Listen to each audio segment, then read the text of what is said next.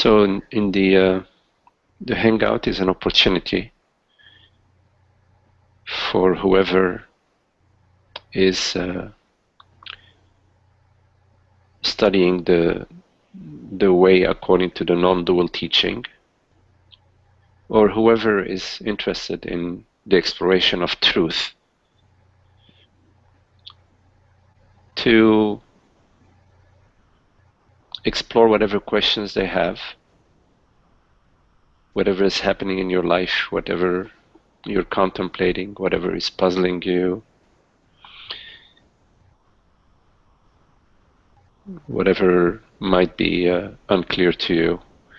It's an opportunity to be together and explore from the non-dual perspective, meaning from the position, the only position that is real, which is the reality of consciousness, and not from learned belief systems. It's not an exploration based on your intellectual knowledge or your inherited knowledge or your borrowed knowledge. It is a fresh exploration that arises out of the direct looking, that arises out of presence and not out of any belief structures.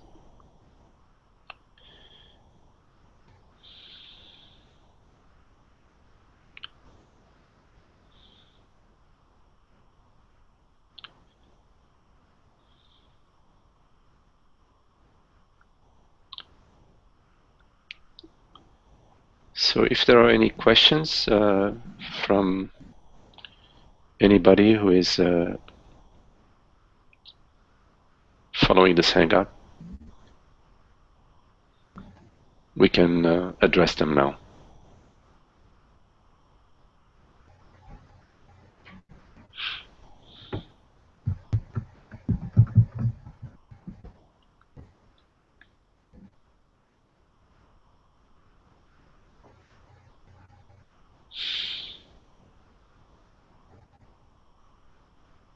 Is it okay if I share, Magdi?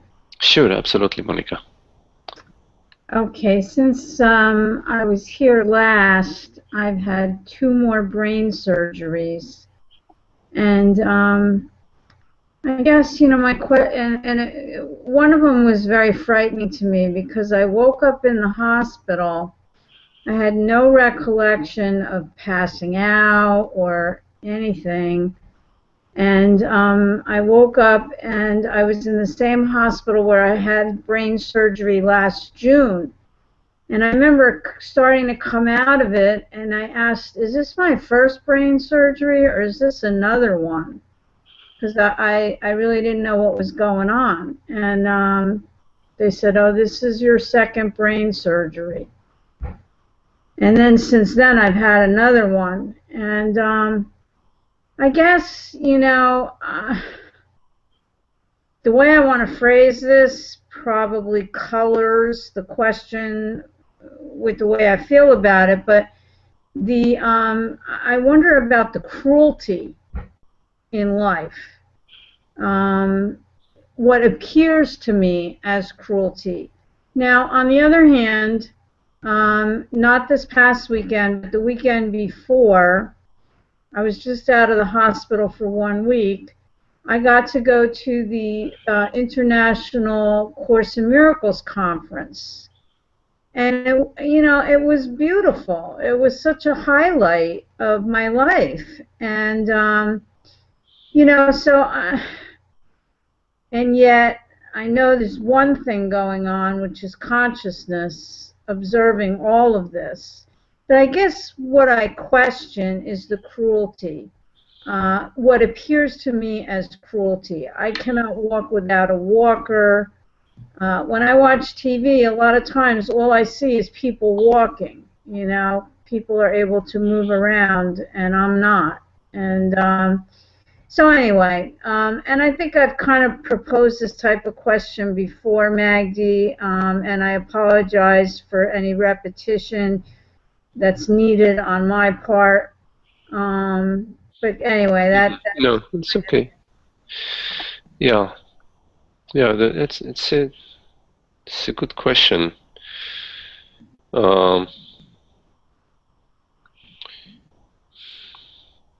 You know,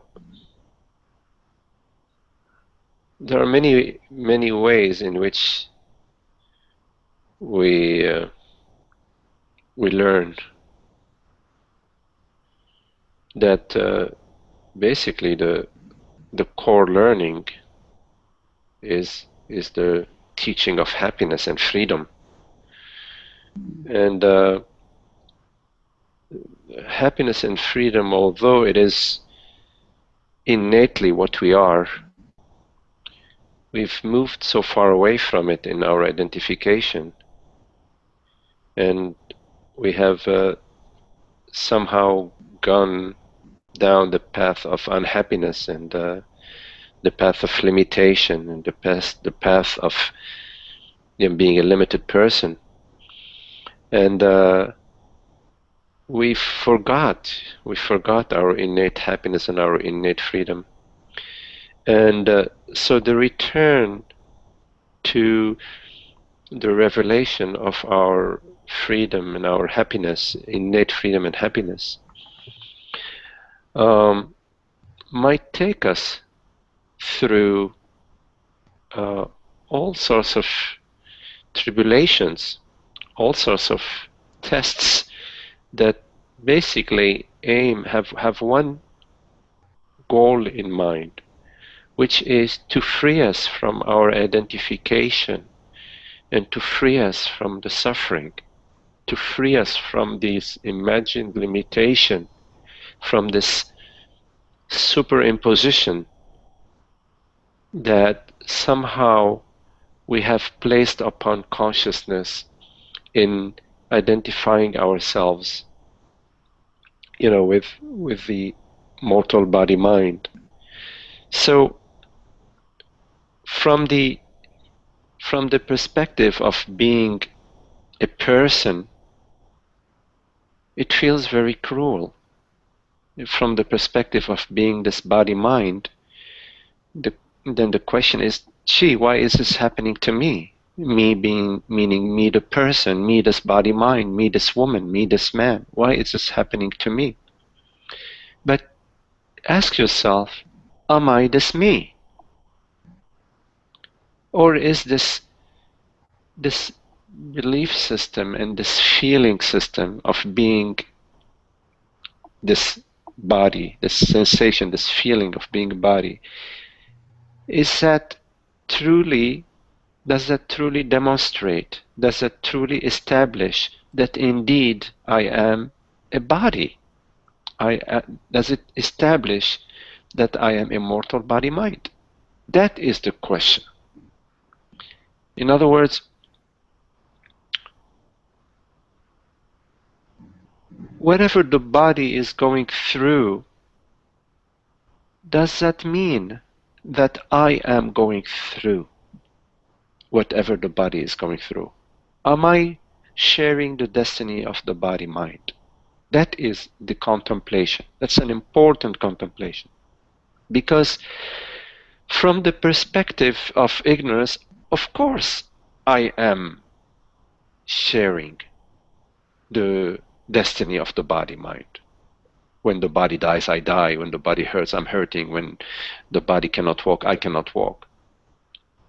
That is strictly from the identification perspective that I am this man, I am this woman, I am this body mind. But there is another perspective which can only come from your contemplation. It's not a new belief system, but you can try it on for size. You can test it, even if it's not your complete revelation. You can test it like you're testing, a shoe, a new pair of shoes. From the point of view of consciousness, I, whatever that is hearing these words,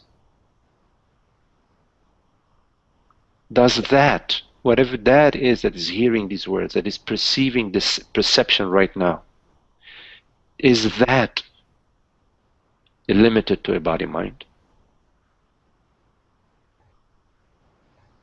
That is the core contemplation. And not simply the contemplation of what is this cruelty that seems to be true, to be very real cruelty, but only from the perspective of I am this woman, Monica. Because in your deep sleep state, you are, but you are not Monica.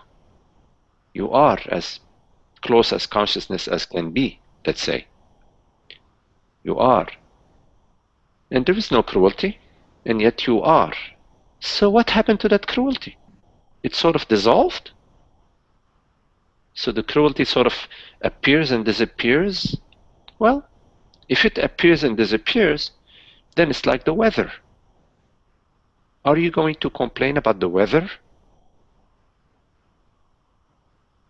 Are you going to say, oh my goodness, here there is rain and thunder, and what is this cruelty? No. From the point of view of consciousness, this entire show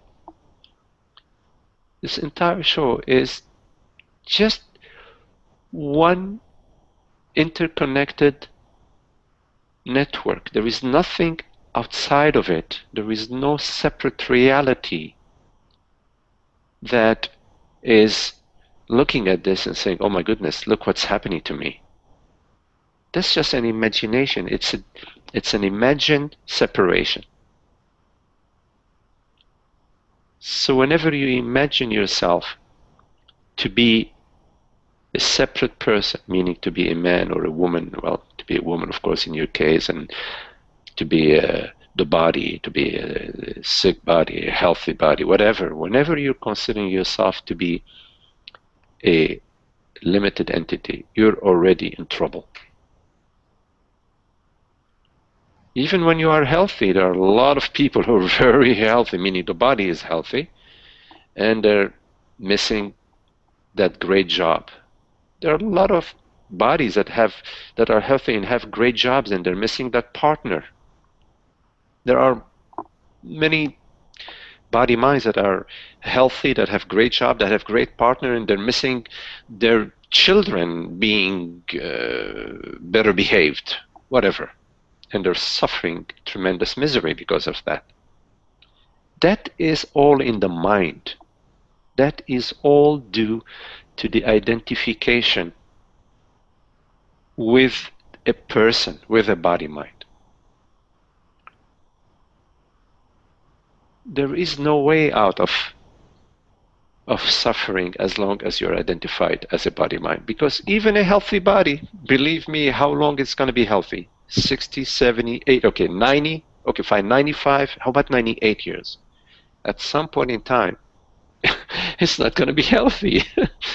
So this identification with the body-mind is inevitably, it has the seed of sorrow and the seed of unhappiness.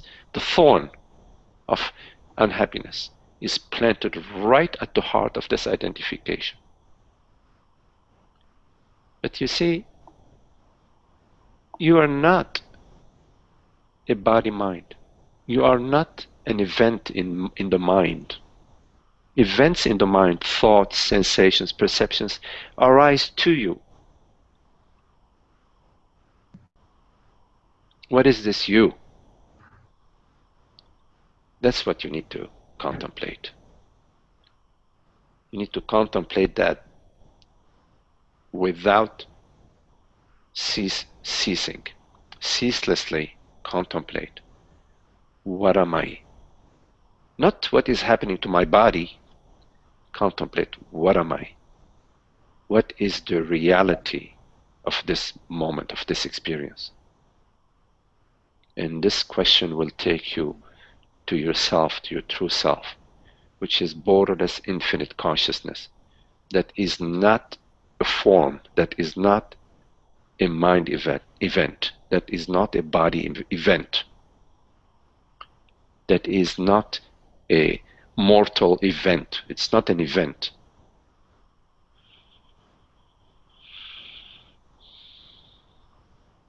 Until you arrive to the self, to your true self, you are on the path. So follow the path to the self. Follow the path, not the path of the body. Of course, for the body, you manage the body as best you can. When it needs an operation, you go to the operation. When it doesn't, you don't. When it needs food, you feed it, etc. But treat it as just like you have a pet in the house and you have to put some food in the bowl and you have to clean the litter without an attachment to the body and without an identification with the body. That there is no salvation in that. You know it. I know you know it. Because I know you are the self. I know you are consciousness and you know what's true. You don't need to play the Monica game. You can go straight to the truth, straight to what you are, which is not a contained form, which is not something contained in any container. So ask yourself ceaselessly, what are there any limitations at all to whatever it is that perceives this perception?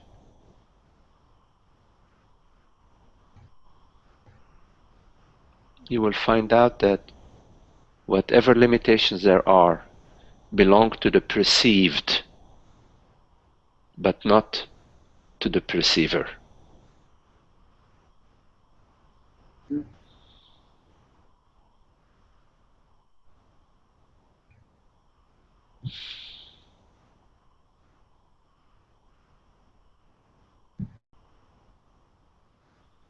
So there is no cruelty. Everything that occurs in the waking dream and everything that occurs in the night dream has one aim, which is to bring you home. Be grateful for the opportunity that is given to you to ask yourself, what am I truly? What am I really? What is it that is real?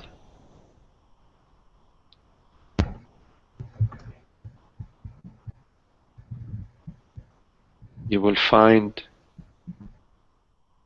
then that I saw your comment. One moment, Monica. You will find that the reality of your experience is not something that comes and goes. What comes and goes is just a mood or a passing thought, a passing event. But there is something that does not come and go. Ask yourself, what is it that does not come and go? What is it that is real in my experience?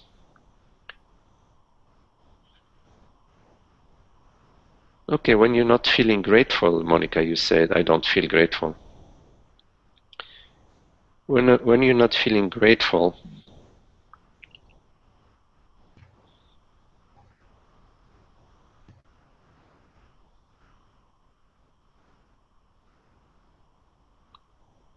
well, in a way, for that, at that moment, you're just refusing the gift of consciousness.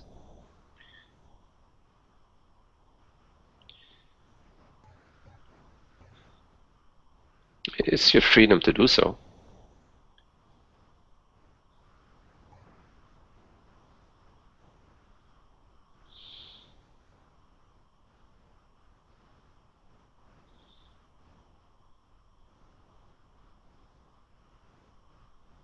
The path to God is the path of happiness, is the path of love.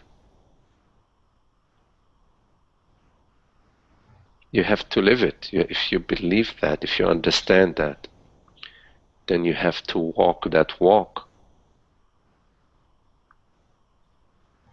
You have to set the complaining mind aside. And what helps you in setting the complaining mind aside is to contemplate. Ask yourself, is there any evidence that I am a woman, that I, consciousness, whatever it is that hears these words, is a female, is 40, 50, 60 years old? Or is whatever that hears these words ageless? I cannot find any age to it. I cannot find any gender to it. Without believing what I'm saying, you cannot do this contemplation by borrowing somebody else's words. You have to find out for yourself. Nobody can do the contemplation for you but yourself. And you are completely equipped and capable as consciousness to conduct this contemplation, to do this investigation.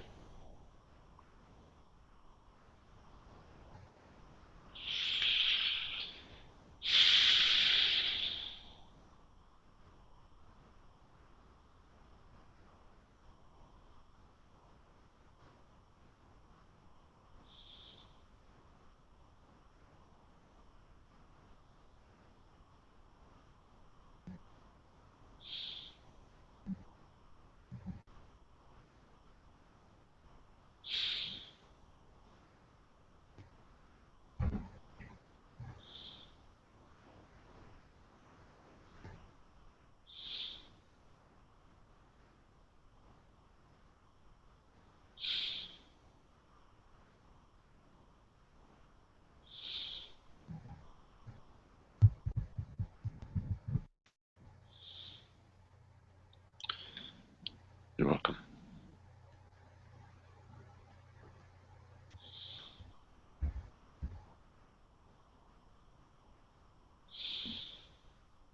Contemplate the self, not the body.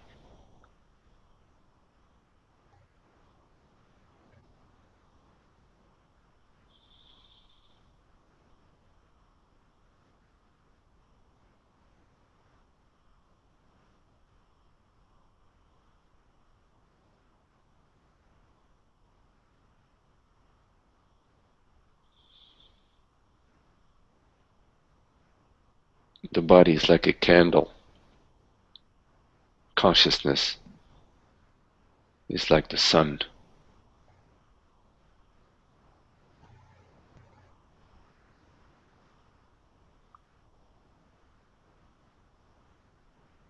Whatever hears these words, that is conscious.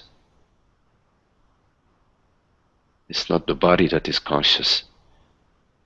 It is consciousness that is conscious.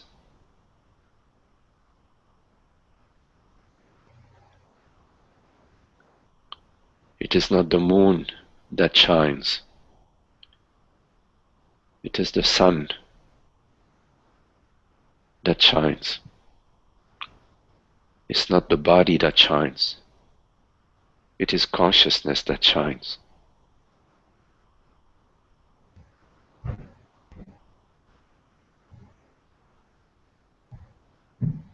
Continue to contemplate that until it becomes completely obvious to you.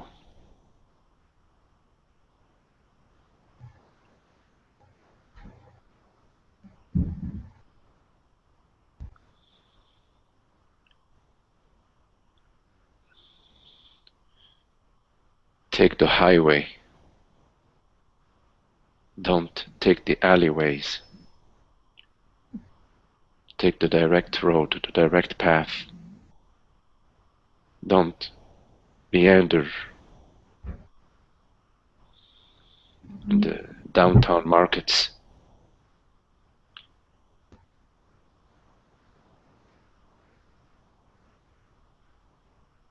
Like when you're a little child and your mommy opens her arms and you run to her arms. You don't stop along the path to play with the twigs and to pick the flowers. You run straight.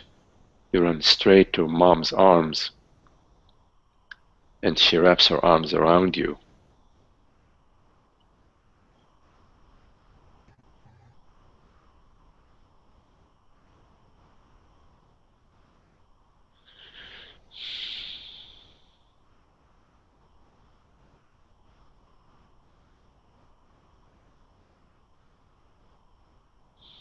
Relax in your body. You can give your body sensations. Whatever sensations arise in your body, give them all the space of consciousness, meaning give them all the space that's already available. There is a tendency to tighten around body sensations. Relax your belly, your chest, your shoulders. Relax your being.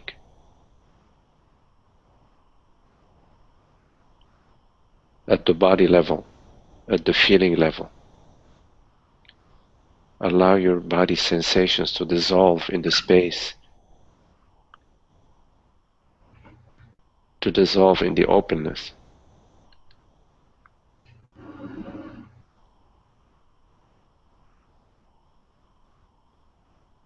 So that your body becomes a spacious space that ceases to pull at your sleeve.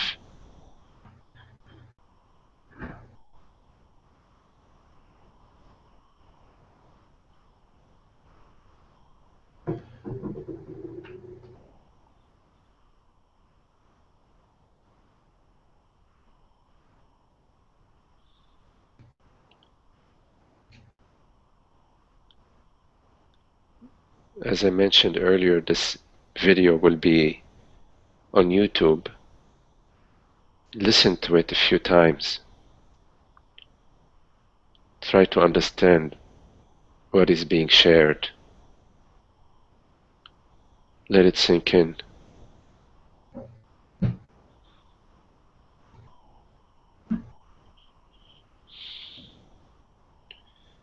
When you move around, move spaciously, meaning get a feeling of the space around every bodily sensation. Allow every bodily sensation to have a relaxed space around it. Allow it to go whichever way it wants to go. Allow it to move, to express itself whichever way it wants to move and whichever way it wants to express itself, without directing it, without attempting to take it into any direction.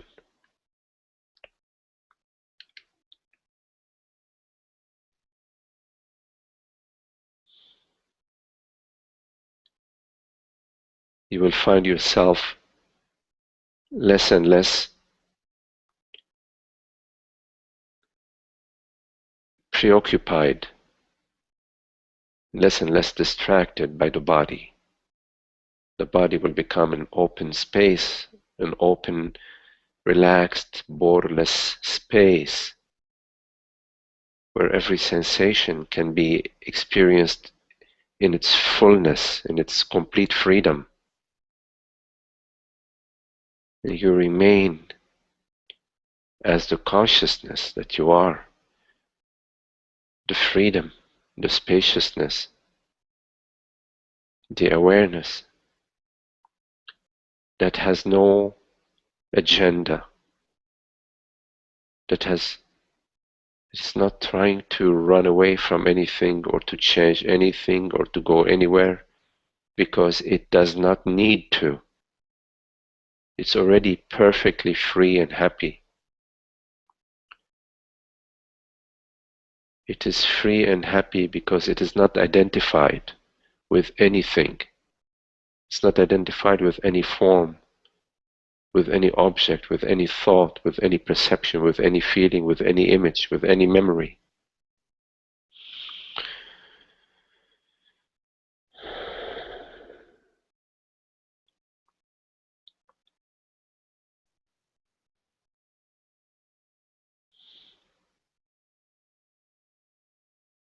Meditation is more of a non-doing than a doing.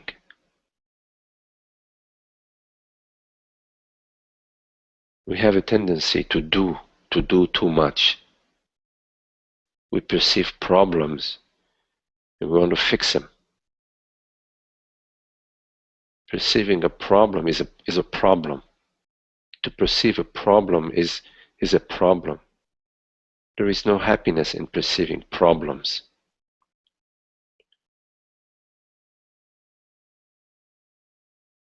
Happiness resides in perceiving happiness and perceiving beauty and love, sweetness. But what form of happiness is there in identifying with a mortal body-mind? None whatsoever. And you know it. We all know it deep down in our heart. But yet, habitually, we continue to believe to identify with our gender, our family, our tribe, our job, our status, power, our images. It's all pretty miserable and absolutely unnecessary.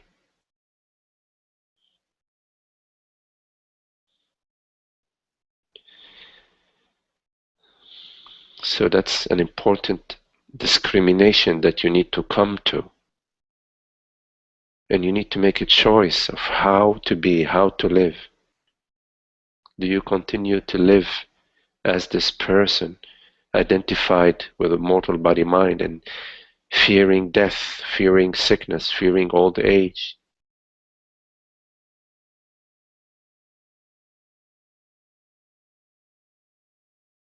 Or as the open, aware space, aware presence that is right here, right now, hearing these words?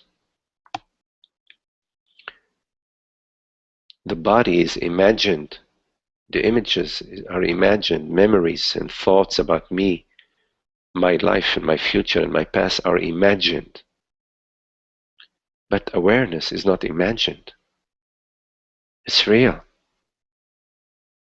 Even when you are dreaming a dream, the dream is imagined. But the awareness that perceives the dream is real. But it is not an object. It is not contained or limited by anything.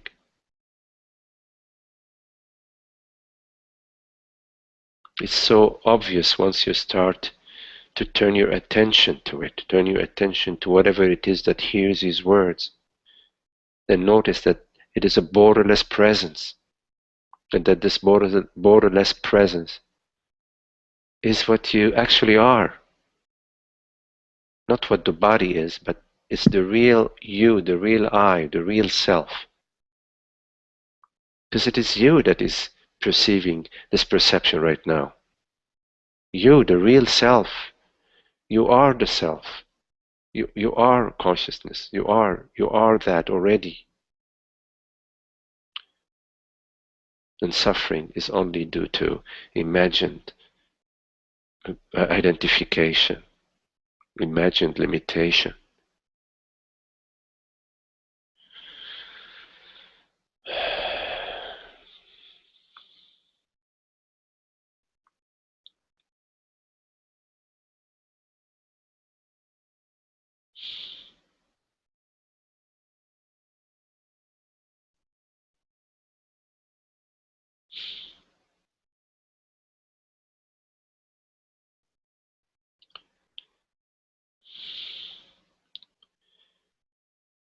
Okay, thank you for your question, Monica. If there is anybody else with a question, you can share it via the chat box.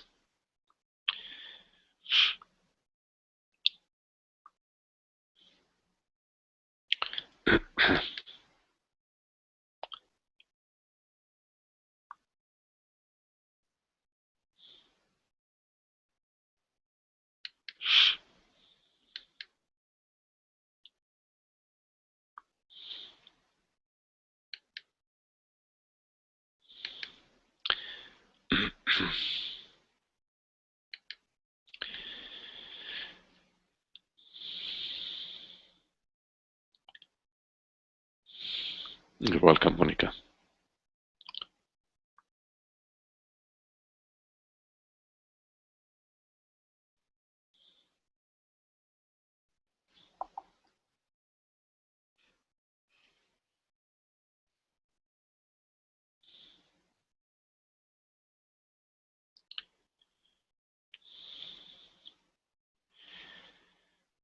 Okay, so if there are no other questions,